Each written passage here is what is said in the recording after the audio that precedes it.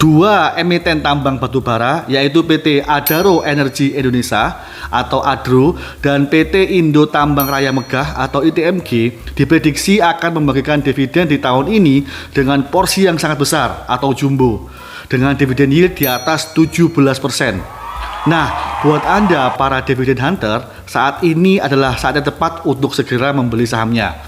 Pertanyaan selanjutnya adalah apabila Adaro dan ITMG sama-sama memberikan dividen secara jumbo, Anda akan pilih saham yang mana? Adaro atau ITMG?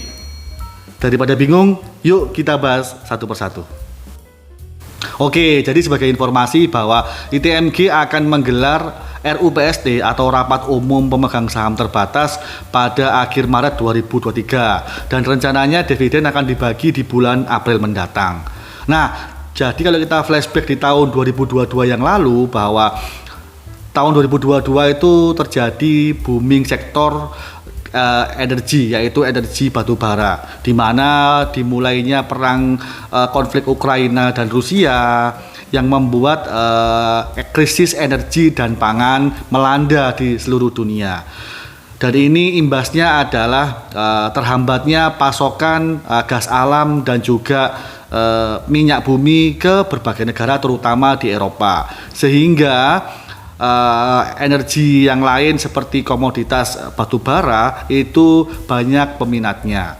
Kemudian kalau kita melihat grafik di samping ini bahwa harga batubara pernah mencapai all time high atau pernah mencapai harga tertingginya yaitu di level 400 di tahun 2022. Kemudian berangsur-angsur turun hingga hari ini harganya turun separuhnya yaitu tinggal 200.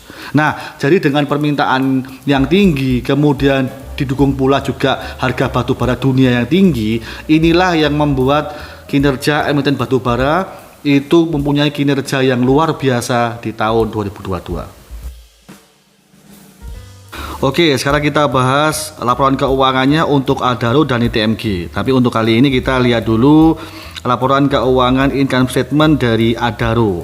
Nah, ternyata di sini menunjukkan bahwa kinerja Adaro di tahun 2022 itu tumbuhnya sudah hampir 2 kali lipat dibandingkan 4 tahun sebelumnya. Di sini terlihat bahwa net income di tahun 2022 yaitu 38 triliun, revenue-nya 126 triliun, dan net profit margin-nya 31%. Yang mana di tahun 2021 itu net income-nya hanya 113 triliun dan revenue-nya hanya 57 triliun. Kemudian kalau kita cek di laporan balance sheet atau neraca, aset untuk tahun 2022 itu juga naik drastis sebesar 168 triliun. Kemudian kalau kita melihat aset di tahun 2021 itu hanya 108 triliun. Dan menurut saya ada hal yang menarik di sini. DER untuk tahun 2022 itu turun menjadi 0,26. Sedangkan di tahun 2021 masih tinggi yaitu 0,39. Dan semakin DER perusahaan itu semakin kecil, maka perusahaan juga bisa dianggap sehat secara keuangan.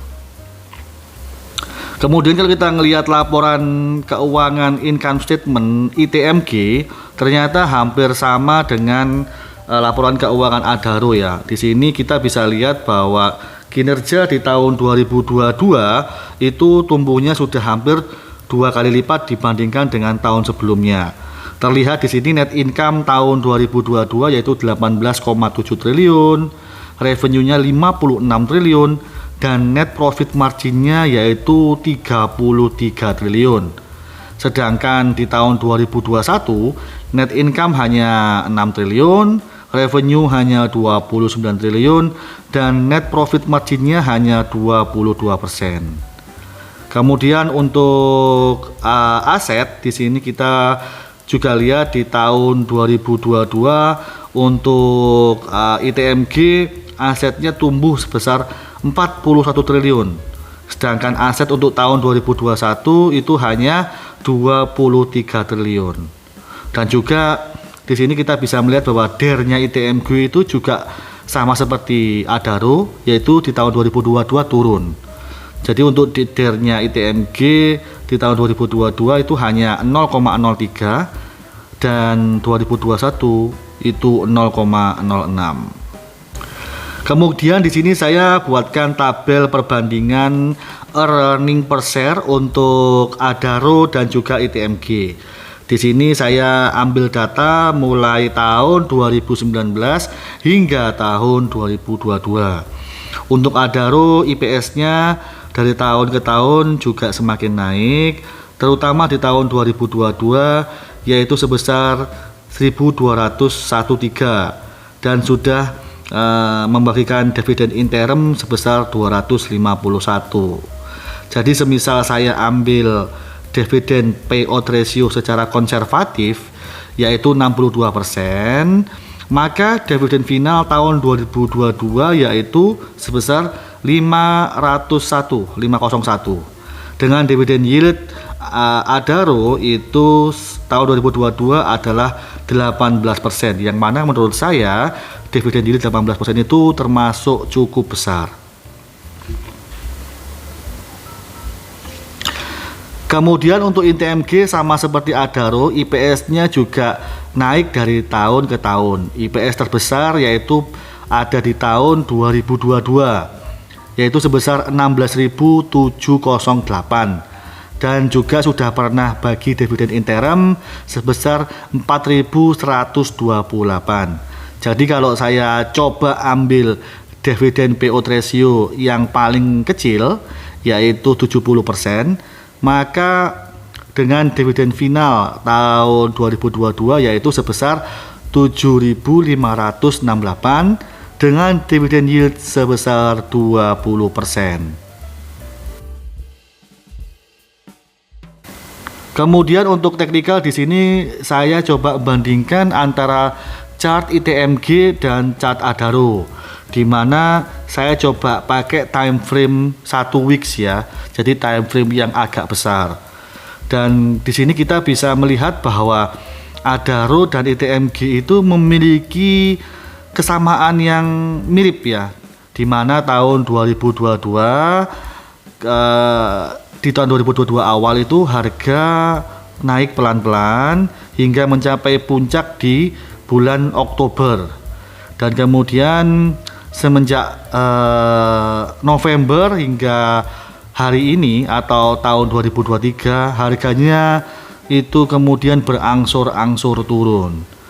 Nah, jadi di sini kalau saya lihat bahwa harganya dari saham ITMG dan Adaro itu juga mengikuti harga batubara dunia.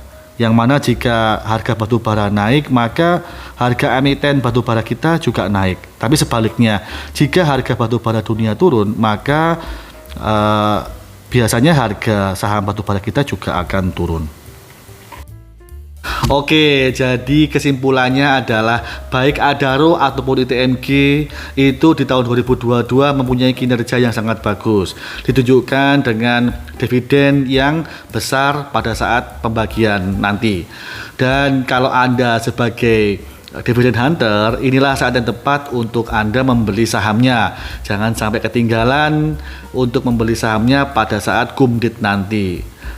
Kalau Anda suka dengan dividen yield yang besar, Anda bisa pilih saham ITMG karena dividen yield-nya 20%, tapi harganya juga lebih mahal daripada saham Adaro. Dan perlu diingat juga bahwa saham dari sektor batubara ini sifatnya adalah siklikal. Artinya adalah saham ini bisa naik pada saat-saat tertentu.